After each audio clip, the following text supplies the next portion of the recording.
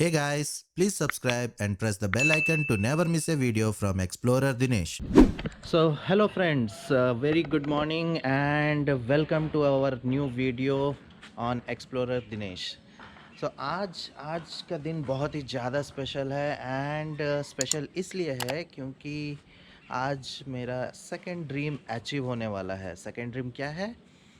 Guess what, I am buying a new car. Yes, finally bike से अभी car पे उतरने का टाइम आ चुका है एंड आज मेरी सपनों की कार डिलीवर होने वाली है. तो चलिए फटाफट से ये दाढ़ी वाड़ी काट के रेडी हो जाते हैं एंड मिलते हैं आपसे शोरूम में directly. See you.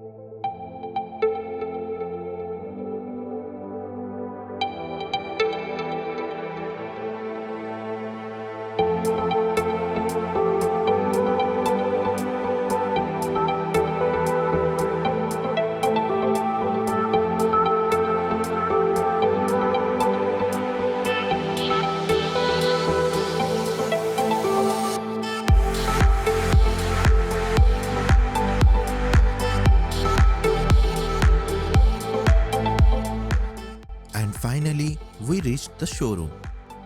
Super excited.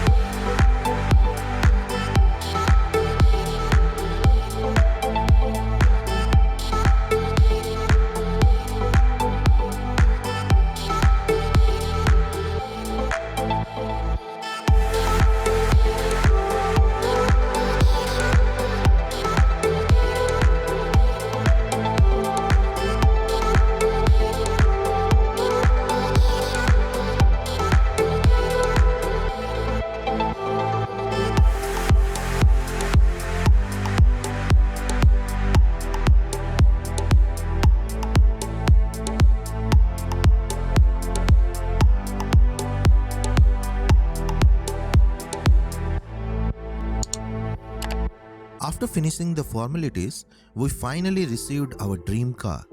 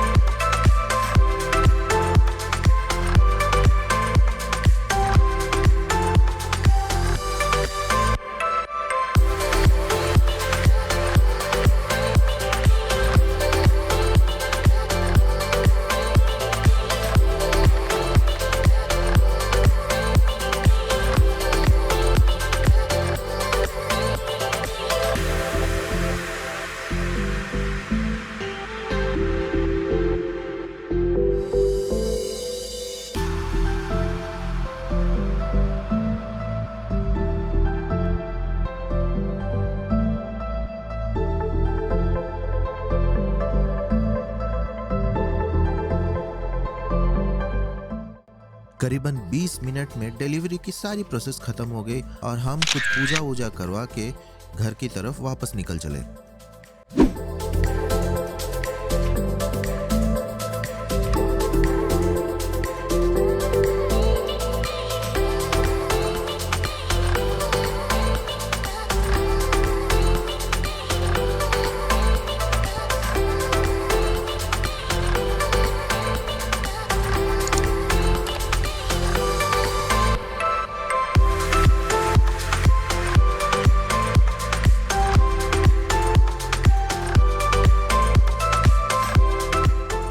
Okay guys, so finally गाड़ी आ गई घर पे। एंड अब मैं आपको बताने जाने वाला हूँ कि कैसा रहा मेरा post and not post pre sales और पोस्ट सेल्स का एक्सपीरियंस।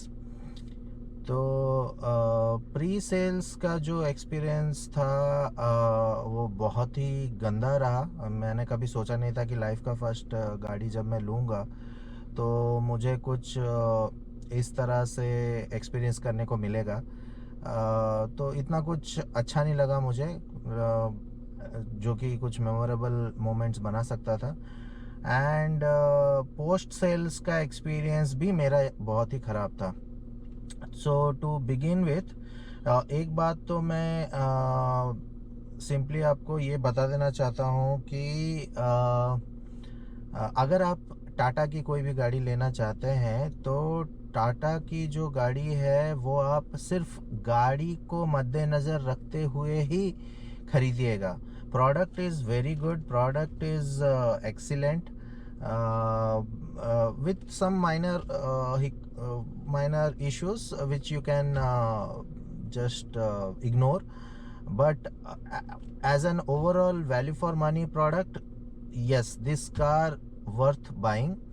बट हाँ, अगर आप सेल्स और सर्विस को मद्देनज़र रख के कार को ख़रीदने की सोच रहे हैं तो this is not the one for you. क्योंकि टाटा की जो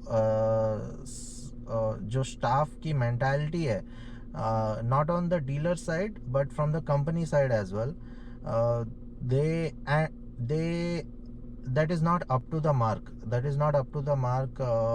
Where other companies are providing much better service, whereas Tata is not up to that mark. इस उनकी जब आप गाड़ी खरीदने ही जाते हैं, जब आप से गाड़ी खरीदने के लिए जाते हैं, अभी मैं अपनी एक्सपीरियंस की बात करता हूँ। मैं बेंगलोर में 3-4 जगह पे मैंने जाके डिफरेंट डीलर के पास जाके मैंने गाड़ी खरीदने के लिए पहले अप्रोच किया था। And at one of the dealership मैं जब गया, मैं हाफ एन आवर तक मैं वहाँ उनके डीलरशिप में बैठा हुआ था, शोरूम में बैठा हुआ था। And none of the salesperson came and approached me to buy the car or to showcase me the car features, price list, nothing. हम बस गए थे और आधा घंटा बस उधर बैठे रहे, कोई अप्रोच नहीं किया। तो फाइनली मैं वहाँ पे जाके उनके फ्रंट डेस्क वालों से बात की कि भैया आप लोगों को गाड़ी बेचनी है या मैं चला जाऊँ। उतना बोलने पर एक सेल्स पर्सन आता है और वो मेरे हाथ पे एक ब्रोशर थमा देता है। एंड ब्रोशर थमा के, प्राइस लिस्ट थमा के बस बोलता है, सर आप नेक्सॉन की गाड़ी ले रहे हैं, ये नेक्सॉन की ब्रोशर है, उसमें सारी फीचर्स बता दी गई हैं, सामने आपकी गाड़ी डेमो पीस पड़ी हुई है, वो आप देख लीजिए। एंड प्राइस लिस्ट का एक एक्सेल शीट का पेज प्रिंट आउट मेरे हाथ में थमा देता है और बोलता है कि सर इसमें जो रेट लिखा हुआ है बस वही है, 1 रुपये कम नहीं होगा, 1 रुपये ज़्यादा नहीं है, एंड जो है फिक्स्ड प्राइस है, बस यही है, no discount, nothing, no negotiations. तो ये क्या बात है? आप एटलीस्ट, वो आप डिस्काउंट दें ना दें वो दूसरी बात है, बट एटलीस्ट आपको कस्टमर के साथ ऐसे तो बातचीत नहीं करनी चाहिए, राइट? गाड़ी आपका जितना भी 5 स्टार रेटेड हो या गाड़ी का डिमांड जितना भी बढ़ जाए, कस्टमर इज़ ऑलवेज किंग, और आपके लिए तो वो प्रायोरिटी होना चाहिए। बट नो, उनका मतलब ऐसा ही एटीट्यूड रहता है कि लेना है तो लो, नहीं तो भागो यहाँ से, कोई दूसरा ले लेगा। क्योंकि अभी नेक्सॉन तो हैवी डिमांड में है। So this is the kind of attitude they have. You won't believe, मैंने गाड़ी का डेमो उनके लिए मैंने रिक्वेस्ट प्लेस किया था कि भाई टेस्ट ड्राइव के लिए गाड़ी भेज दो घर में, but none of the dealerships entertained that. Then I have to escalate this matter to the Tata customer care. Twitter पे मैंने बहुत सारे ट्वीट्स छोड़े, बहुत सारे ईमेल्स भेजने पड़े, कस्टमर केयर को 3-4 बार कॉल करना पड़ा, डीलरशिप को 10-15 बार कॉल करना पड़ा। एंड करीबन 2 महीने के बाद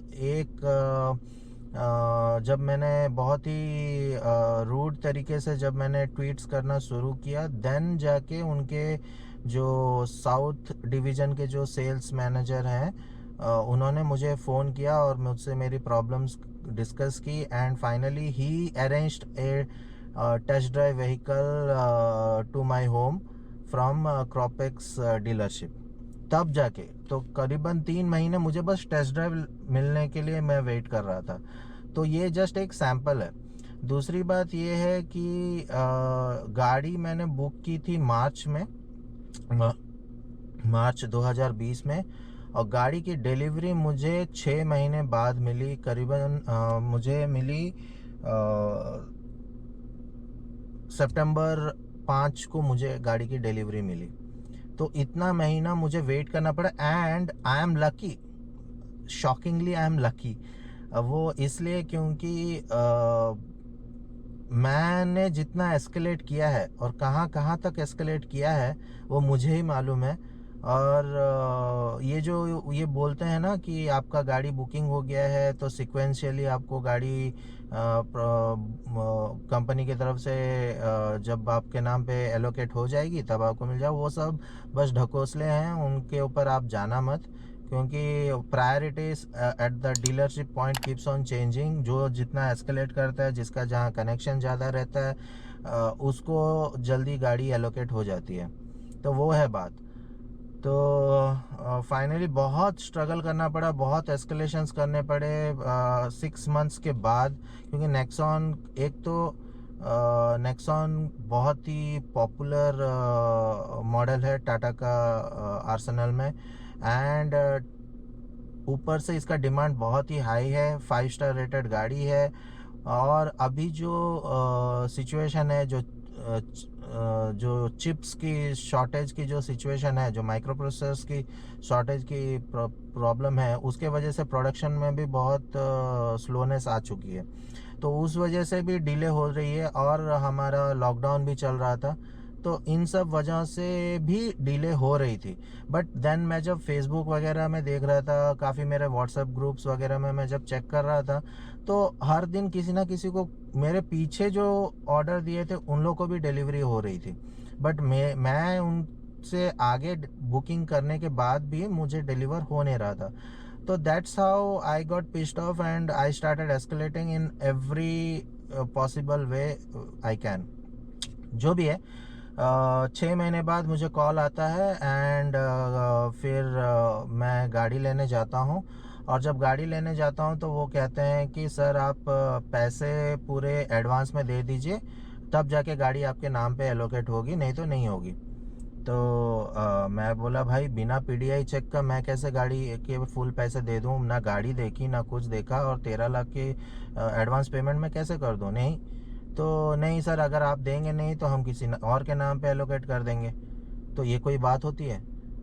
तो मैंने बोला भाई मैं कुछ एडवांस दे दूंगा, आप गाड़ी लेके आइए, उसके बाद मैं फुल पीडीआई चेकिंग करूंगा, और उसके बाद ही मैं फुल पेमेंट देने के लिए रेडी हूँ।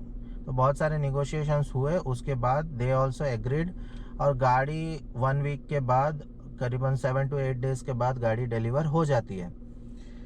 गाड़ी डिलीवर होने के बाद जब मैं पीडीआई चेक करने के लिए मैं जाता हूँ, तो अगर आप टाटा की गाड़ी देखेंगे तो वहाँ पे हर गाड़ी पे कम से कम 3-4 जगह पे सिर्फ quality tested okay tested, quality check okay, PDI tested okay okay okay, सब जगह बस क्वालिटी चेक ओके बोल के स्टिकर 1000 लगे रहेंगे।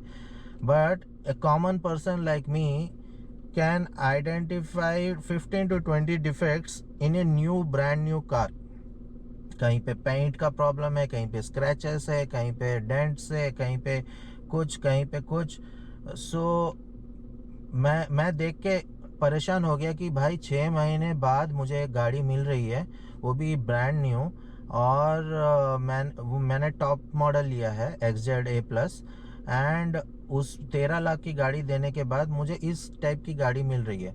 और ये प्रॉब्लम सिर्फ मेरी ही गाड़ी पे नहीं थी, डीलरशिप के स्टॉक यार्ड में जितने गाड़ियाँ थी सब में कुछ ना कुछ प्रॉब्लम था। कोई भी गाड़ी परफेक्ट नहीं थी। जैसे हम इंसान परफेक्ट नहीं होते, वैसे शायद टाटा की गाड़ी भी यूनिक है, कोई भी गाड़ी परफेक्ट नहीं है उधर। तो मैं उनको एग्जाम्पल भी दिखा नहीं पा रहा था कि देखो भाई इस गाड़ी में सब कुछ ठीक है, मेरे गाड़ी में प्रॉब्लम है, क्योंकि हर गाड़ी में कुछ ना कुछ प्रॉब्लम रह रही। तो फिर जब मैंने PDI चेक किया तो कुछ 20-25 इश्यूज निकले। कहीं पे स्क्रैच, कहीं पे पेंट निकला हुआ है, कहीं पे जो ये विंडोज़ के जो रबर बीडिंग रहते हैं वो सब प्रॉपर अलाइन नहीं है, वो सब निकले हुए हैं या फिर डैमेज्ड हैं। तो इस टाइप के बहुत छोटे मोटे, नॉट सीरियस इश्यूज, बट छोटे मोटे प्रॉब्लम्स थे जो कि नहीं होने चाहिए थे। एंड उन्होंने तो पहले PDI करने के लिए मना भी कर दिया था, कहा था कि नहीं, टाटा अपनी तरफ से PDI करता है और हमारे पास जब गाड़ी आती है तो डीलरशिप की तरफ से भी PDI की जाती है। और देखिए सर, यहाँ पे आपका PDI ओके करके स्टिकर भी लगा हुआ है। तो अगर PDI ओके करके स्टिकर लगा है तो ये सब कौन चेक कर रहा था, ये सारे डिफेक्ट्स कैसे लीक आउट हो गए? तो वो है बात। तो जब मैंने PDI किया तो बहुत सारे इश्यूज निकले। फिर मैंने बोला भाई तुम ये सारे इश्यूज रिप्लेस करो या फिक्स करो या रिपेयर करो, आई डोंट नो, बट ये इश्यूज फिक्स होने के बाद ही मैं गाड़ी के रेस्ट ऑफ द अमाउंट, जो पेंडिंग अमाउंट है, वो मैं पे करूँगा। फिर तब उसके बाद मैंने फ़ोटोस लिए, मेल वेल कर दिया। एंड बाद में जब मैं देख रहा हूँ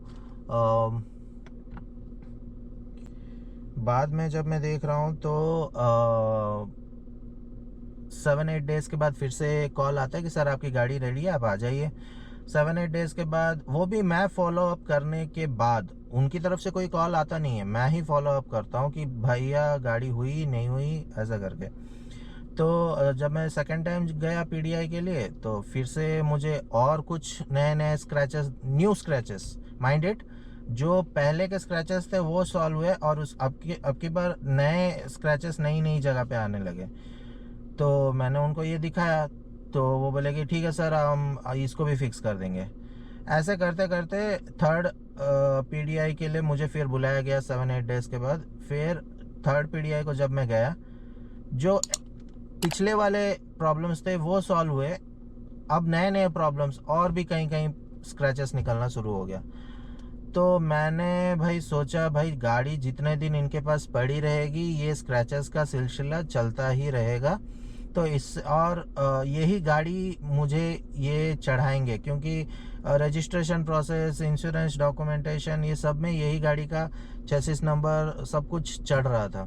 तो मुझे पता था कि इन द एंड चाहे मैं 1000 कमियां इसमें निकाल दूं, गाड़ी ये रिप्लेस करेंगे नहीं और मुझे घूम फिर के यही गाड़ी लेनी है। तो मैं जितना डिले करूंगा इसमें, ये उतना ही ज़्यादा स्क्रैचेस इस पर करवाते रहेंगे।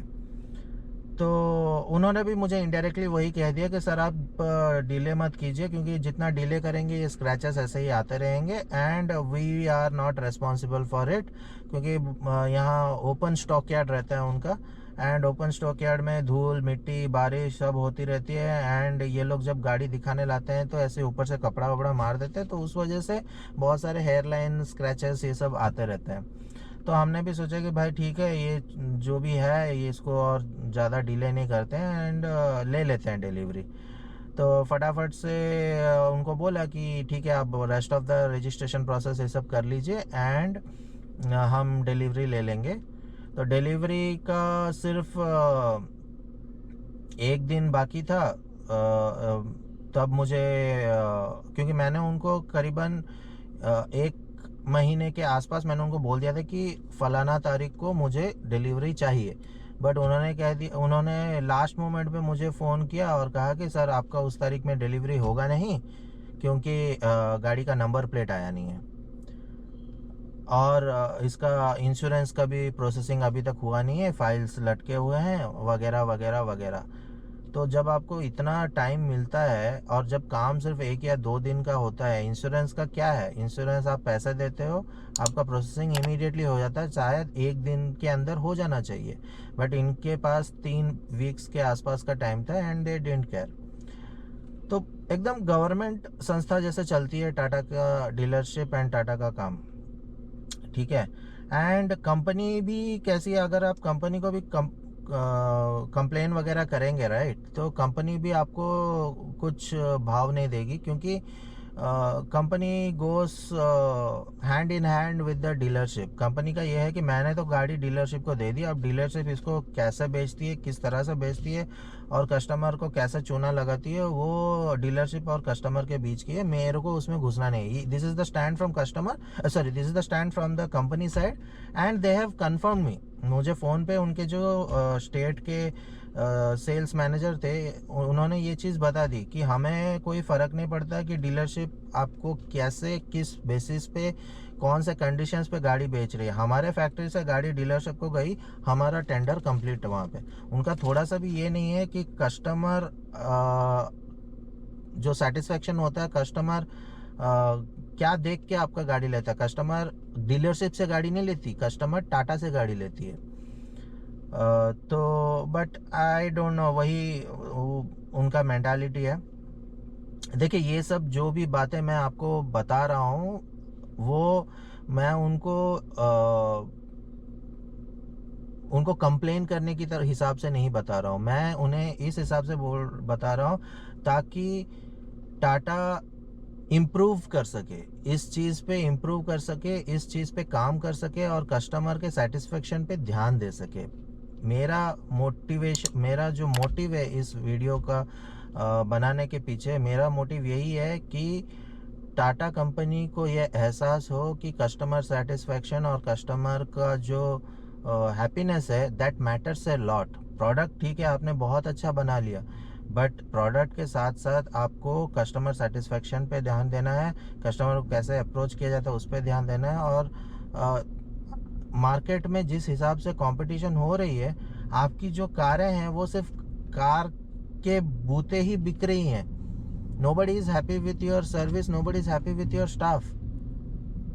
आप चाहे बैंगलोर उठाएं या दिल्ली उठाएं या मुंबई उठाएं या इंडिया का कोई भी डीलरशिप उठाएं, हर जगह आपको नेगेटिव फीडबैक ही मिलेगा। तो वो है बात, अगर they can listen to the customer and they can work on the customer service, then it's very very good. ठीक है, अब आगे बढ़ते हैं। तो गाड़ी मेरा डिलीवरी होने का टाइम आ गया, बहुत खींचतान के। एंड जो डीलरशिप का जो कस्टमर CRM है, रिलेशनशिप मैनेजर, उन्होंने मुझे कहा कि सर आप बिल्कुल चिंता मत कीजिए और जितनी भी कमियां हुई हैं वो सब हम डिलीवरी के वक्त हम पूरा कर देंगे, आपको एक ऐसा सेलिब्रेट करके देंगे कि we will make it memorable for you. ऐसा एक्सपेक्टेशंस उन्होंने मुझ पे बिठा दिया कि सर आपका जो गाड़ी खरीदने का एक्सपीरियंस है वो एकदम लाजवाब कर देंगे and it will be A memorable moment for you. मैं बोला यार ठीक है, शायद बहुत कुछ कर देंगे ये लोग सेलिब्रेट। जब वहाँ गया, डीलरशिप पहुँचा, जैसे कि आपने वीडियो में जब आपने देखा होगा, कुछ भी हुआ नहीं। मेरा गाड़ी लाके बाहर करीबन 20 मिनट में मेरा डिलीवरी प्रोसेस हो गया कंप्लीट। गाड़ी की चाबियाँ मेरे हाथ में आ गई थी एंड 20 मिनट में उन्होंने फटाफट मुझे सारा डॉक्यूमेंटेशन सब दिखा दिया, साइन वाइन ले लिया एंड ओवरऑल एक हाई लेवल फीचर्स एक्सप्लेन कर दिए एंड गाड़ी मेरा बाहर लेके खड़ा कर दिए। गाड़ी में ना कोई वो कवरिंग था या रिबन मतलब वो डिक्की जो बॉनेट के ऊपर तो रिबन रहता ही है, बट वो जो एक डालता है ना आजकल सैटिन का कपड़ा डाल के एंड रिवील करते हैं वो सब, या केक कटिंग, कुछ नहीं सिंपली मेरे हाथ में वो चाबी का ये थमा दिए, बड़ा वाला जो चाबी रहता है, एक फ़ोटो खींच दिए और वो जो पेपर बॉम्ब्स का आता है, राइट, वो एक पीछे से किसी ने फोड़ दिया, बस उतना ही, और एक फ़ोटो खींच दिया, बस हो गया, ख़त्म, आपका डिलीवरी हो गई। 13 लाख की गाड़ी आपने खरीद ली, ले लिया and this is the memorable moment of your life for purchasing your first car. तो मैं और मेरी बीवी बस अपना हम दोनों अपने अपने चेहरे देख रहे थे कि यार this is what they are saying that this will be a memorable moment. बाकी जो किया वगैरह का जब डिलीवरी प्रोसेस होता है, मेरे फ्रेंड ने एक कार लिया था, Kia Seltos, and they brought a cake, they did cake cutting, वो सैटिन का कपड़ा, दे अनरिवेल्ड द कार, और बहुत ही अच्छा प्रेजेंटेशन था, बहुत ही अच्छा सेलिब्रेशन था। That's called the delivery process, that's what a customer will like, that's what the customer will love about the service. ये नहीं कि बस एक फ़ोटो खींच दिया एंड गाड़ी का चाबी आपके हाथ में थमा दिया, कॉन्ग्रेचुलेशन बोल दिया, बस हो गया। दिस इज़ व्हाट ये इतना तो मुझे शायद स्टेशनरी दुकान पे भी अगर मैं कोई पेन खरीदने जाऊं तो वो भी मेरे हाथ में पेन थमा के थैंक यू सर बोल देता है। उतना तो मेरे को लिए भी होता था। 13 लाख की गाड़ी खरीद के मुझे क्या मिला? तो इट वाज नॉट गुड। तो मैंने सोचा कि भाई गाड़ी तो ले ली, चलो ठीक है। प्री सेल्स की बात ये है, तो ये है प्री सेल्स का एक्सपीरियंस। इसलिए मैं कुछ रिकॉर्ड भी नहीं कर पाया क्योंकि मेरा मूड अच्छा नहीं था। मुझे कुछ अच्छा नहीं लगा, तो हमने फटाफट से गाड़ी ली, पूजा वूजा कर दिया एंड घर को लेके आ गए। तो ये मेरा प्री सेल्स का एक्सपीरियंस था।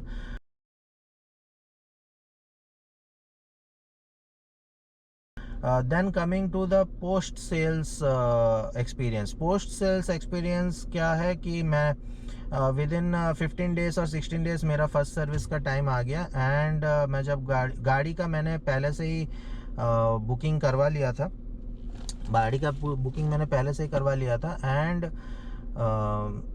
गाड़ी का जो सर्विसिंग का बुकिंग, एंड मेरा नंबर कुछ 3 में था, 3 नंबर था मेरा सर्विस रिक्वेस्ट में। 9:30 को मेरा अपॉइंटमेंट था एंड मैं 9:30 को पहुंच गया dealer service centre. Service centre पहुंचने के बाद जो सर्विस इंजीनियर था वो बस भाग रहा था। वो बस मेरे को जो एलोकेट हुआ था वो बंदा बस भाग रहा था, आगे पीछे बस भाग रहा था। उसका टारगेट बस ये था कि कितना जल्दी कितने नंबर ऑफ कस्टमर्स को मैं बुक कर दूं सर्विसिंग के लिए। उसका टारगेट अचीव करना था, बस उतना ही था। उसको कस्टमर का क्या कंप्लेंट्स है, कस्टमर की क्या प्रॉब्लम्स है, उसको उससे सुनने में कोई दिलचस्पी नहीं थी। तो वो बस भाग रहा था, इधर उधर भाग रहा था। और मेरे को जैसे दिखता था, सर 1 मिनट करके मेरे को वैसे लटकाया। तो मैं बोला ठीक है चलो, बंदा इधर उधर बहुत बिजी है। जैसा तैसा मैंने उसको फिर पकड़ा एंड फाइनली उसको मैंने पूरा अपना लिस्ट ऑफ प्रॉब्लम्स बताया कि ये प्रॉब्लम है, ये प्रॉब्लम है, ये प्रॉब्लम है। एंड जब जब सारा प्रॉब्लम्स उसने नोट डाउन किया एंड बोला कि ठीक है सर, शाम तक गाड़ी दे देंगे। मैं बोला ठीक है चलो, मैं तो यहीं वेटिंग रूम में बैठ के मैं काम करता हूँ और आप अपना काम करते रहिए। बोला ठीक है। बट जब वो गाड़ी ले रहा था, गाड़ी लेता तो उसने कम से कम 10 या 15 बार मुझे ये बोल दिया, सर आप गाड़ी को देख लीजिए, ऊपर नीचे आगे पीछे सब देख लीजिए, गाड़ी में जरूर स्क्रैचेस रहेंगे। ये पॉइंट वो कम से कम 10 या 15 बार उसने मुझे बताया।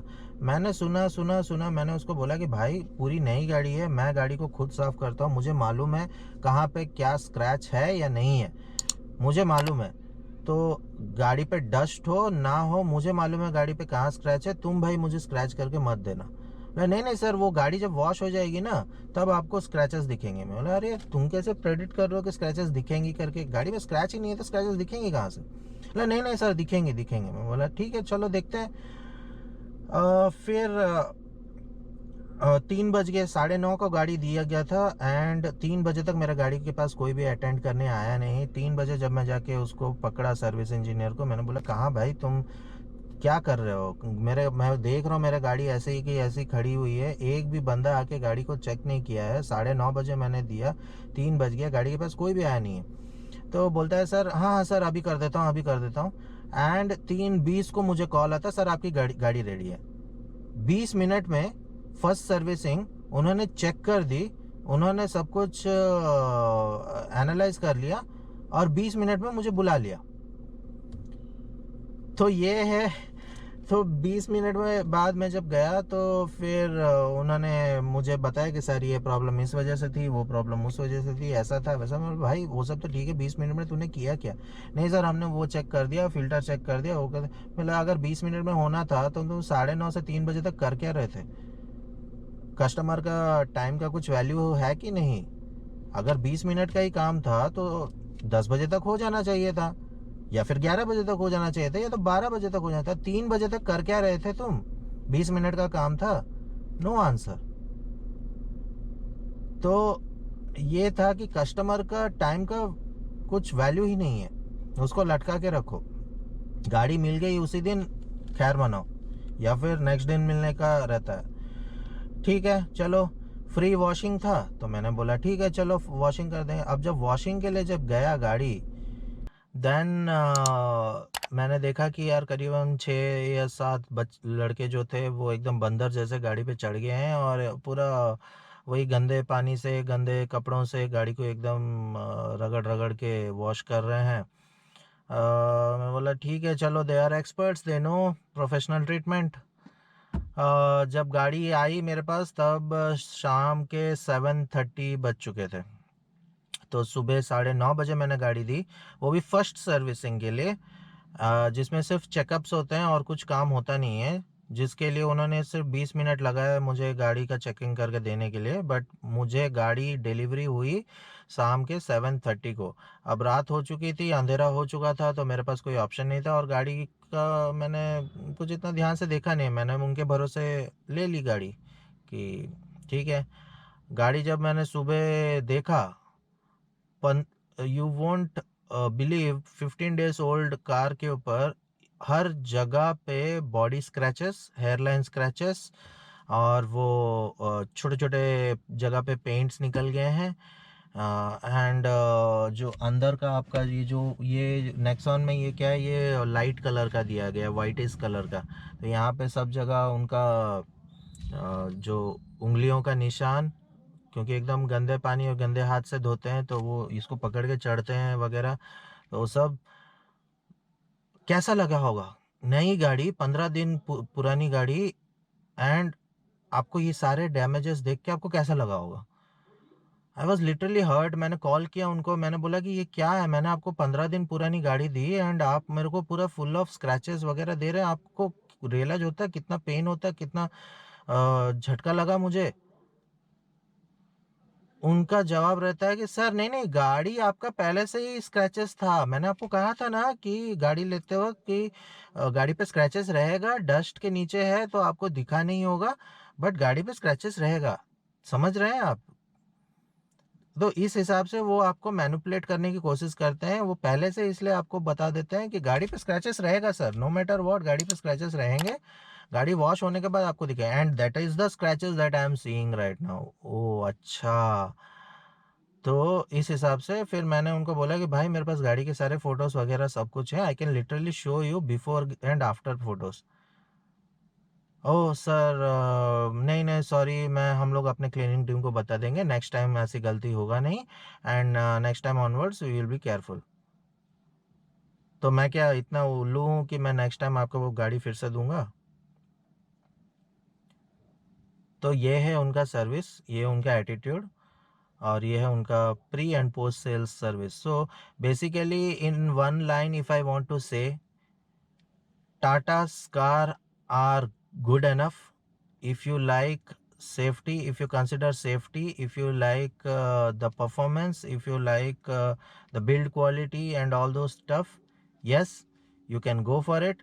But if you are caring about the service and all, it's better you look into other brands. That is what the one line summary. तो ये है बात। नेक्स्ट वीडियो में मैं आपको ये बताऊंगा कि इस गाड़ी के साथ मेरा एक्सपीरियंस कैसा रहा, what why I went with Tata Nexon, and what are the pros and cons of buying और ओनिंग अ टाटा नेक्सॉन। तो गाड़ी मैं एज अ कस्टमर पर्सपेक्टिव मैं आपको बताऊंगा, I am not a reviewer, I am a consumer, and from the customer point of view, if you are buying a Tata Nexon, what is my ownership experience, वो मैं आपके साथ share करूँगा। क्या मुझे अच्छा लगा, क्या मुझे ख़राब लगा, वो मैं आपको मेरे नेक्स्ट वीडियो में बताऊँगा। सो आपको अगर ये वीडियो इंफॉर्मेटिव लगा and if it helped you in making a informed decision before buying your next car, then please like, comment, share and subscribe to the channel.